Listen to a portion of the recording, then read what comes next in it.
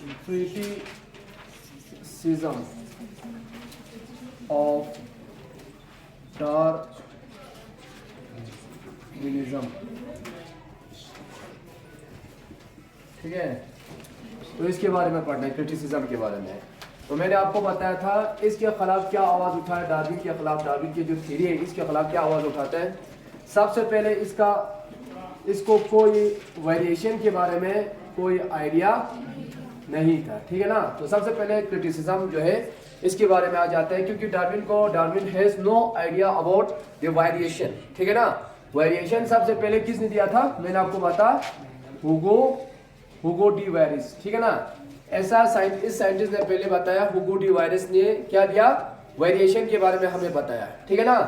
तो आज वेरिएशन की बहुत सारे टाइप्स है। आज वेरिएशन को ही क्या कहा जाता है, म्यूटेशन कहा जाता है, ठीक है भाई। तो म्यूटेशन के बहुत सारे टाइप्स आते हैं, ऑलरेडी आपको पता है। एक सोमैटिक म्यूटेशन होता है और दूसरा क्या होता है, सोमैटिक म्यूटेशन होता है और दूसरा होता है जर्मिनल म्यूटेशन। जो जर्म सेल के अंदर अगर म्यूटेशन होगा तो जर्मिनल म्यूटेशन, अगर आपकी सोमैटिक सेल के अंदर क्या हो रहा है, म्यूटेशन हो रहा है तो सोमैटिक म्यूटेशन। उसमें से आपको बहुत सारे टाइप्स के म्यूटेशन आपको नजर आता है, ठीक है। तो जैसे कि फ्रेंडशिप म्यूटेशन होता है, ठीक है, और नॉनसेंस म्यूटेशन होता है, साइलेंस म्यूटेशन होता है। तो there are different types of mutation, वो आप बॉडी में पढ़ेंगे वो सारा म्यूटेशन, ठीक है। तो वेरिएशन के बारे में, किस तरह अचानक वेरिएशन हुआ उस एनिमल में, किस तरह अचानक, जैसे कि मैंने आपको बताया डियर की जो लेग है वो अचानक क्या हो जाता है, लंबा हो जाता है। क्यों हो रहा है, क्या वजह है, कॉजेस क्यों हो रहा है, इसके बारे में डार्विनिज्म को कोई आइडिया नहीं था, क्योंकि डार्विनिज्म को जेनेटिक्स के बारे में कुछ पता नहीं था। जेनेटिक्स बाद में आया था, डार्विनिज्म पहले आया था, इसके बाद जेनेटिक्स आया था। बाद में हमें पता चलता है कि वेरिएशन किस तरह होता है, ठीक है ना।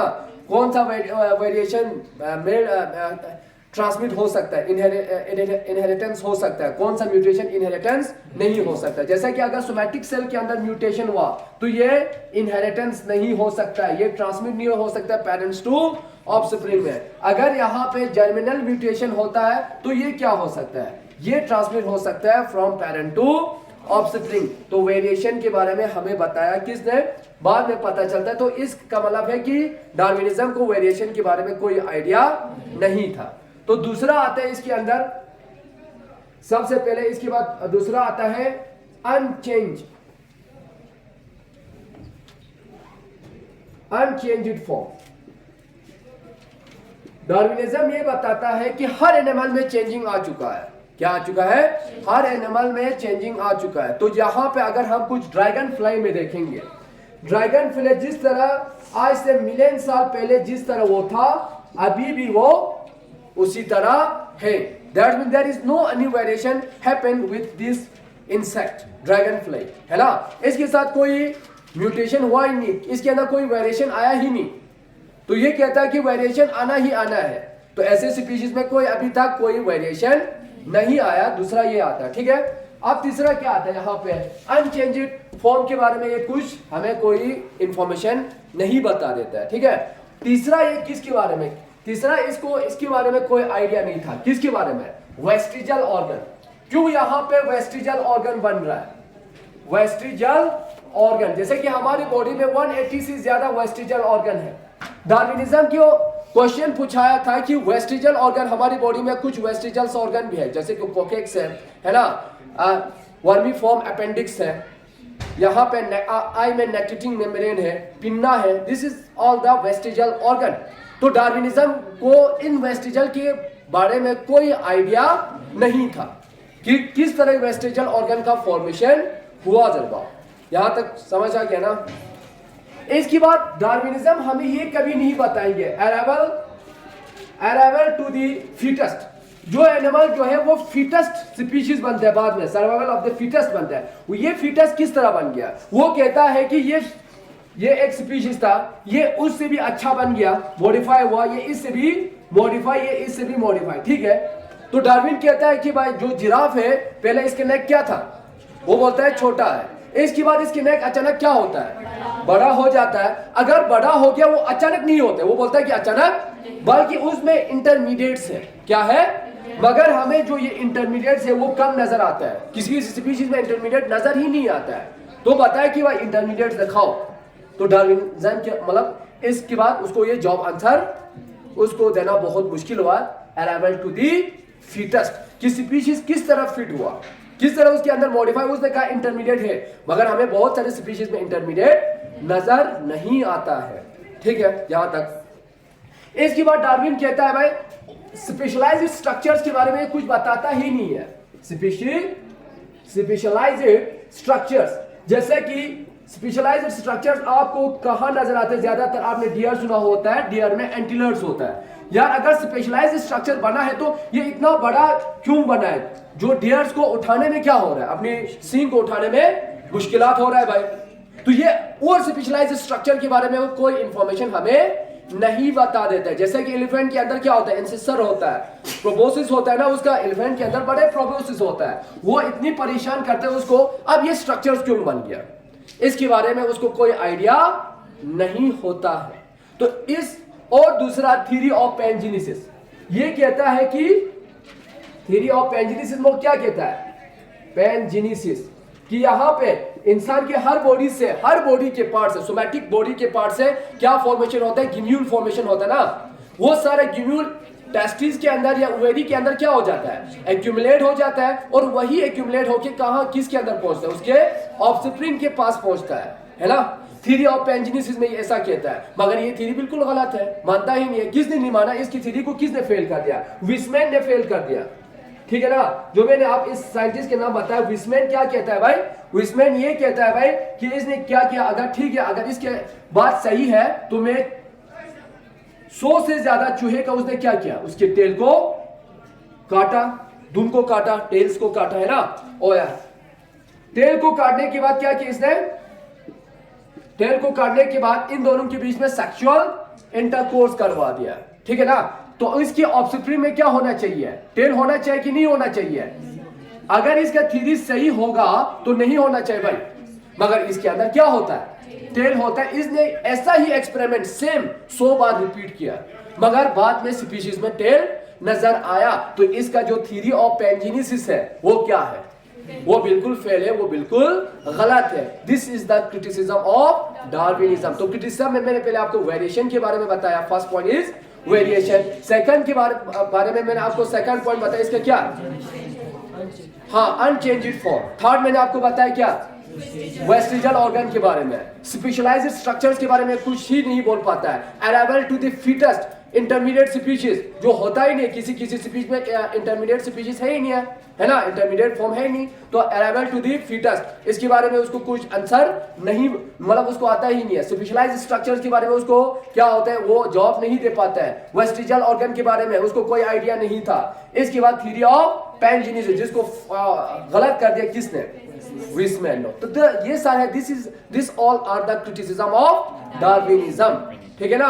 तो डार्विनिज्म का थ्योरी भी मतलब फुली एक्सेप्टेबल नहीं है, उसमें सिर्फ एक ही थ्योरी सही है। एक तो क्या, अब हम पढ़ेंगे वो कौन सा थ्योरी इसका सही था, वो अब हमें पता चलता है किसमें? नियो, वो आइडिया हमें आ जाता है नियो डार्विनिज्म में, वो आइडिया सारा आ जाता है। ठीक है। तो नेक्स्ट जो टॉपिक है वो क्या है इसका? Neo Darwinism. आपके सीबीएसई सिलेबस में थोड़ा नियो डार्विनिज्म के बारे में बोला गया है, तो हम पढ़ेंगे नियो का मतलब क्या है? डार्विनिज्म। न्यू डार्विनिज्म के बारे में हम पढ़ेंगे। What mean a new? New mean नया, न्यू थिंग्स, है ना। इसको सबसे पहले दिया था किसने? न्यू डार्विनिज्म का आइडिया दिया था, वो दिया था रूमेनिस। रूमेनिस एक साइंटिस्ट है। कब दिया था? 1888 में इसने दिया था। ठीक है। न्यू डार्विनिज्म की कॉन्सेप्ट में किसका कॉन्सेप्ट होता है? न्यू डार्विनिज्म, नए कॉन्सेप्ट। इसके अंदर सबसे पहले तो आपको पता है, इसके अंदर हमें म्यूटेशन के बारे में पता होना चाहिए, जो किसने दिया था? ह्यूगो डी वायरस ने दिया था। दूसरा, हमें आपको पता होना चाहिए जेनेटिक्स के बारे में। क्या, किसके बारे में? जेनेटिक्स के बारे में हमें पता होना चाहिए। और तीसरा, हमें क्रोमोसोम असॉर्टमेंट के बारे में पता होना चाहिए, क्रोमोसोमल एबेरिएशन के बारे में पता होना चाहिए, जो सारा इसी के कॉन्सेप्ट है। और तीसरा इसके अंदर आता है बेटा जीन पूल, और इसके अंदर नए कॉन्सेप्ट आता है जीन फ्रीक्वेंसी। ये सारा आज न्यू कॉन्सेप्ट है डार्विनिज्म के अंदर। म्यूटेशन, जेनेटिक्स के बारे में, genetics and it is inheritance, इसके इनहेरिटेंस के बारे में, है ना। तो इनहेरिटेंस के बारे में हमें किसके थ्रू पता चलता है? वो पता चलता है किसकी मदद से? जेनेटिक्स की मदद से पता चलता है कि कोई कैरेक्टर अगर मेल पेरेंट ऑफस्प्रिंग में ट्रांसमिट हो रहा है वो किसके थ्रू होता है? वो कंसेप्ट ऑफ दी जेनेटिक्स। इसके बाद क्रोमोसोमल एवेरिएशन, जो ऑलरेडी आपने पता है, क्रोमोसोम में डिलीशन होता है, इन्वर्जन होता है, डुप्लीकेशन होता है, ये सारा कॉन्सेप्ट आता है इसके अंदर। और दूसरा रिकॉम्बिनेशन आता है इसके अंदर, क्रोमोसोमल एवेरिएशन एंड रिकॉम्बिनेशन। ये नए नए कॉन्सेप्ट्स है जो हमें पता चलता है कि एक इंसान के अंदर किस तरह चेंजिंग आ जाता है, ठीक है ना। इसके बाद जीन पूल के बारे में, और लास्ट में किसके बारे में? जीन फ्रीक्वेंसी के बारे में। ये सारा कॉन्सेप्ट जो है वो है नियो डार्विनिज्म। अब हम स्टेप वाइज पढ़ेंगे कौन कौन सा डार्विनिज्म का थ्योरी सही था, कौन सा गलत था, ठीक है ना। यहां तक समझ आ गया? ठीक है। इसके बाद सबसे पहले डार्विनिज्म का, रोमेनिस के हिसाब से डार्विनिज्म का कौन सा कॉन्सेप्ट सही था? सबसे पहले डार्विनिज्म का बिल्कुल अर्थ प्रोडक्शन इज राइट, बिल्कुल सही है। जो अर्थ प्रोडक्शन उसने हमें दिया किसके बारे में? एक तो formation of the new eggs, और दूसरा शॉर्टेज ऑफ फूड एंड, यहां पे किसका शॉर्टेज हो जाता है? शॉर्टेज ऑफ फूड, लैंड, जो मैंने आपको बताया, एंड शेल्टर्स। इसकी क्या हो जाता है? कंपटीशन होता है कि नहीं? जो बिल्कुल डार्विनिज्म का कंसेप्ट बिल्कुल सही है ना। इसके खिलाफ हम डार्विनिज्म का क्रिटिसाइज नहीं कर सकते हैं। दूसरा डार्विनिज्म का जो कंसेप्ट सही था वो कौन सा? स्ट्रगल फॉर, शाबाश, स्ट्रगल फॉर एग्जिस्टेंस। इसी के अंदर आता है बेटा स्ट्रगल फॉर एग्जिस्टेंस, जिसके अंदर क्या होता है? Intra specific competition, inter specific competition और एक्स्ट्रा स्पेसिफिक कंपटीशन। बिल्कुल सही है, ये होता है हर एनिमल के साथ, ये चीजें ऑपरेट होता है। तीसरा जो है डार्विनिज्म ने हमें बताया क्या? वेरिएशन के बारे में बताया, ठीक है ना। डार्विनिज्म को वेरिएशन का बिल्कुल अता पता नहीं था, बिल्कुल नॉलेज नहीं था, मगर आज वेरिएशन को क्या कहा जाता है?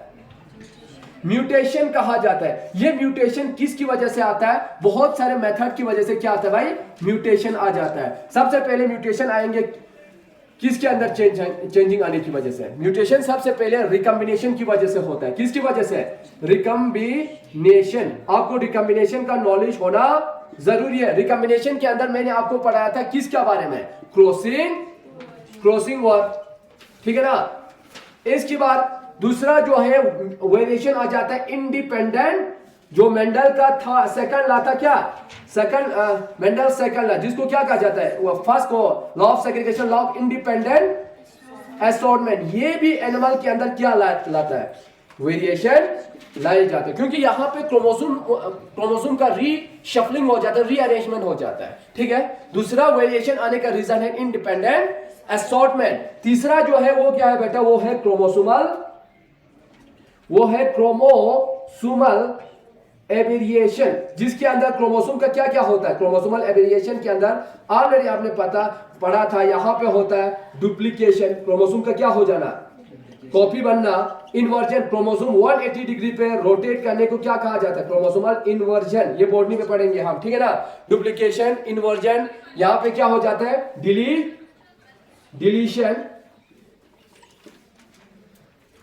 डिलीशन होता है, और क्या होता है? ट्रांसलोकेशन होता है। इसकी वजह से क्या आ जाता है?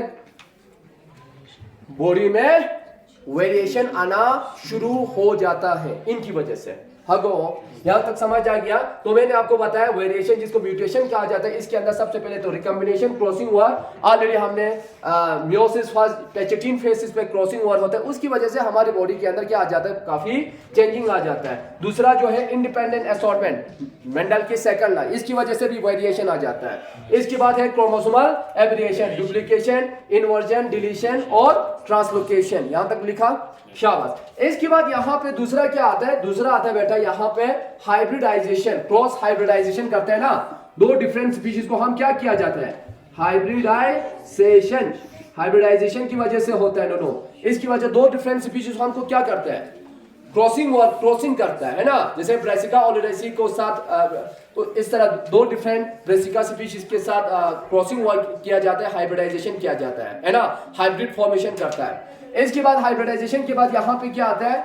जैसा कि यहाँ पे दोनों माइग्रेशन, जीन माइग्रेशन होना बेटा, किसका?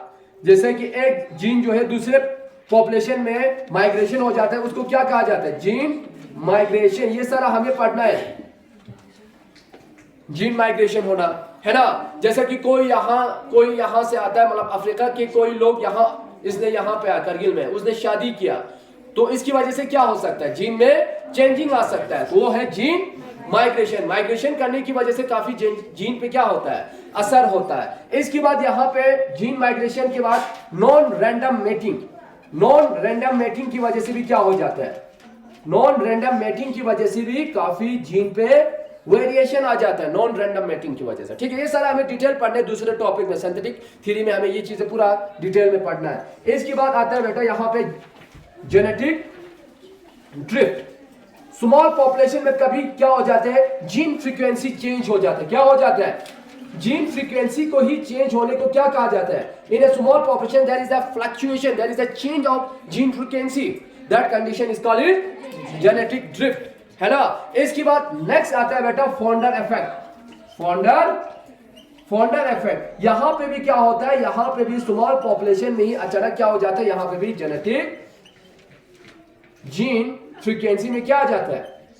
चेंजिंग आ जाता है, जिसकी वजह से हमारी बॉडी के अंदर वेरिएशन आना शुरू हो जाते हैं। ये सारा जो रीजन है, this all the causes of variation, जो हमें मेंडल ने डार्विनिज्म ने नहीं बताया गया था। बाद में पता चला कि इनकी वजह से असल में क्या आ जाता है? वेरिएशन आ जाता है। ये सारा हम सिंथेटिक थ्योरी ऑफ एवोल्यूशन में इन सब को डिटेल पढ़ना है, ठीक है ना। क्योंकि इस न्यू डार्विनिज्म में हमें वो पढ़ना है जो डार्विन ने नहीं दिया था, वो चीजें पढ़ना है। बाद में हम डिटेल पढ़ेंगे, इन सारे कंसेप्ट को जाके डिटेल में पढ़ेंगे, ठीक है ना, सिंथेटिक थ्योरी ऑफ एवोल्यूशन में। यहां तक समझ आ गया भाई? तो मैंने आपको बताया स्ट्रगल फॉर एक्जिस्टेंस, वेरिएशन, ठीक है ना। यहां तक रब करो इसको।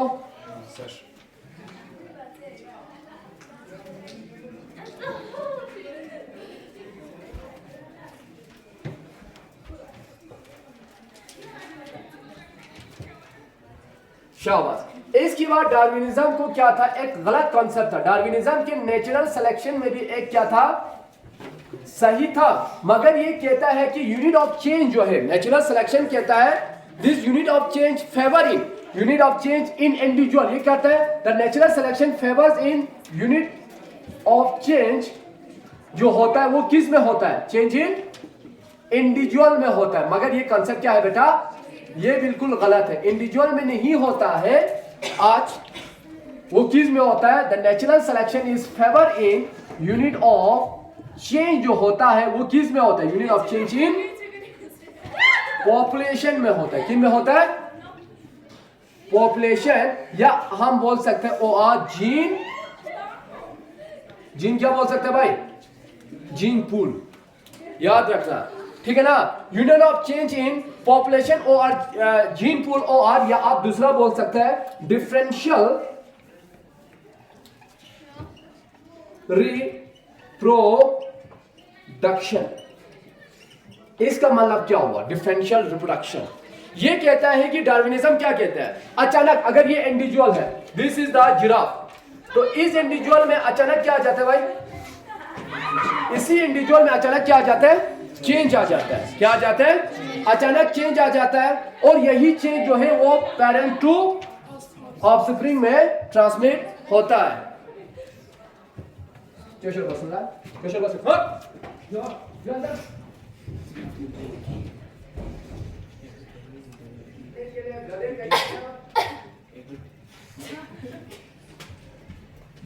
चीजें समझो, मैंने बताया आपको क्या, ये चेंजिंग अचानक आ जाता है इंडिविजुअल लेवल पे, ठीक है ना। मगर असल में ये ऐसा नहीं होता है। नेचुरल सिलेक्शन के केस में क्या होता है?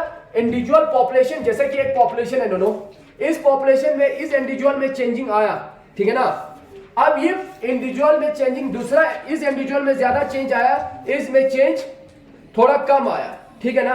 अब यहाँ इंडिविजुअल और इंडिविजुअल, इसकी जो पॉपुलेशन में ये एक इंडिविजुअल है, ठीक है ना, ये एक इंडिविजुअल है। अब जब ये इंडिविजुअल रिप्रोडक्शन में सिलेक्शन करना होता है ना, इस इंडिविजुअल, इस फीमेल को, मेल को सिलेक्शन करना है, तो इस मेल के वो किसको सेलेक्ट करता है? वो सबसे हेल्दी मेल को सेलेक्ट करता है।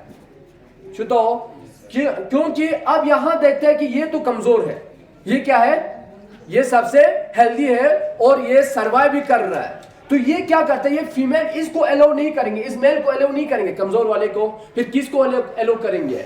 इस वाला जो हेल्दी मेल है, जो ज्यादा फिटेस्ट है, इसको सेलेक्ट करता है भाई। फिर इसके बाद रिप्रोडक्शन करता है और आने वाला जो ऑफस्प्रिंग होगा वो क्या होगा? हद से ज्यादा जो बच्चे निकल जाएंगे यहां से ऑप्शन, वो हद से ज्यादा हेल्दी होगा। इसी को क्या कहा जाता है? डिफरेंशियल रिप्रोडक्शन कहा जाता है। तो यहां पे जो फीमेल अगर सेलेक्ट कर रहा है किसी स्पीशीज को, वो किसकी बेस पे कर रहा है? नेचुरल सिलेक्शन तो हो गया इसके अंदर, ये कमजोर है, ये थोड़ा हेल्दी है, तो यहां पे नेचर ने तो सेलेक्ट इसको किया, मगर बाद में फीमेल को भी रिप्रोडक्शन करते वक्त क्या करना होता है? सेलेक्ट करना होता है। तो सिलेक्ट इस मेल को किया जाता है जो ज्यादा हेल्दी हो, ताकि आने वाला जो ऑफस्प्रिंग होगा वो क्या होगा?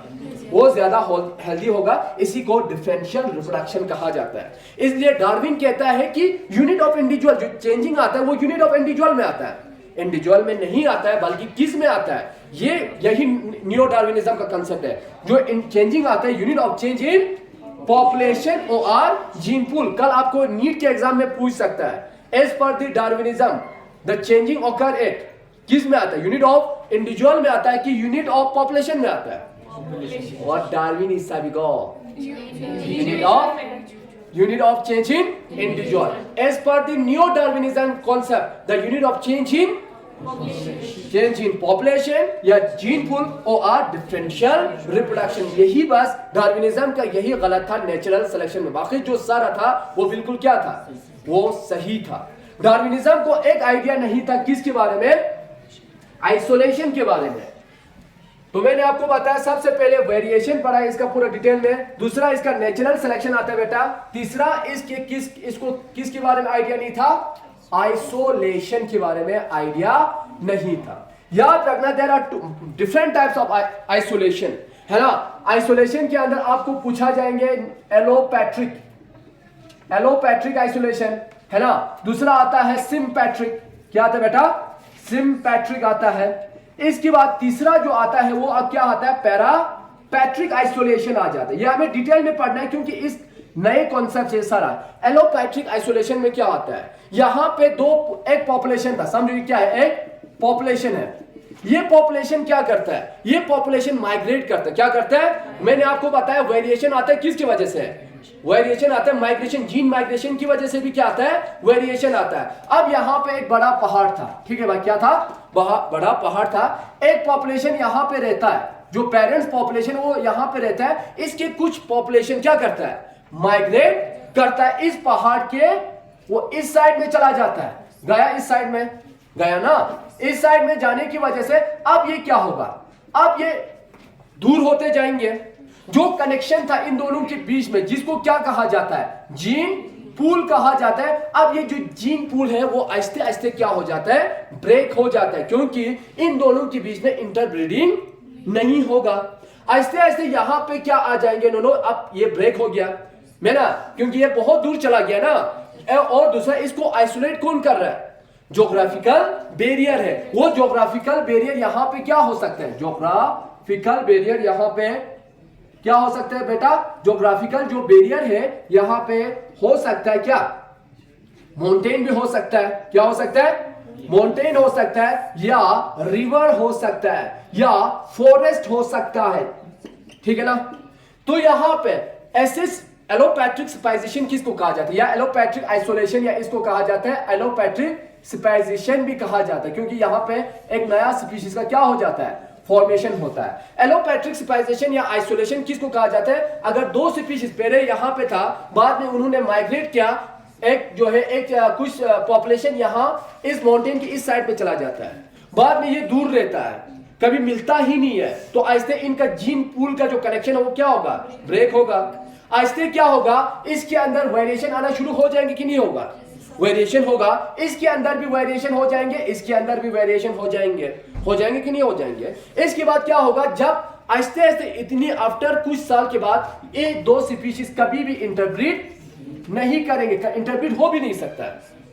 तो यहां पे क्या बन गया, दो डिफरेंट स्पीशीज बन गया। किसकी वजह से, इस ज्योग्राफिकल बैरियर की वजह से, इसकी आइसोलेशन की वजह से यहां दो डिफरेंट स्पीशीज बनता है भाई। इसी को क्या कहा जाता है, एलोपैट्रिक स्पाइजेशन कहा जाता है।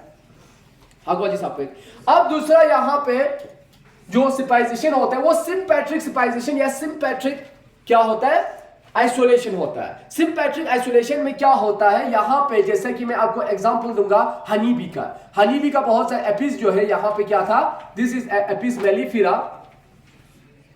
दिस इज एपिस इंडिका, यहां पे एपिस डोर्सेटा होता है। नो, ये एक ही क्या है, डोर्सेटा,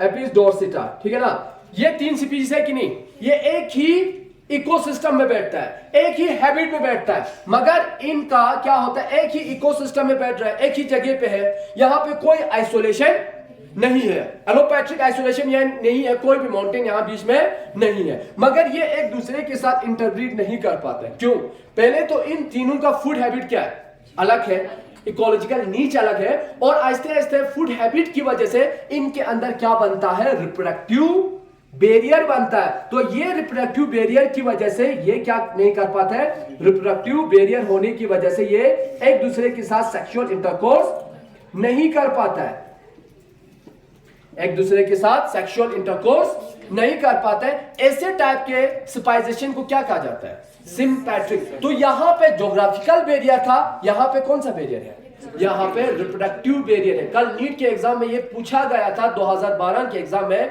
कि which स्पाइजेशन हैज ज्योग्राफिकल बैरियर, किसके अंदर होता है भाई, एलोपैट्रिक। which स्पाइजेशन हैज या which isolation has reproductive barrier, तो सिम्पैट्रिक। पैरापैट्रिक के केस में क्या होता है, देखो यहां पे पैरापैट्रिक के केस में ये दो जगह है, ठीक है ना, ये पहले ये स्पीशीज अलग अलग जगह पे चला गया, एक इधर चला गया, इस एरिया में चला गया, और दूसरा इस एरिया में चला गया, ठीक है भाई।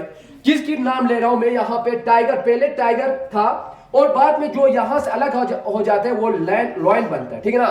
पैंथेरा लियो, लॉयन को क्या कहा जाता है, पैंथेरा लियो और पैंथेरा टाइग्रिस, ठीक है।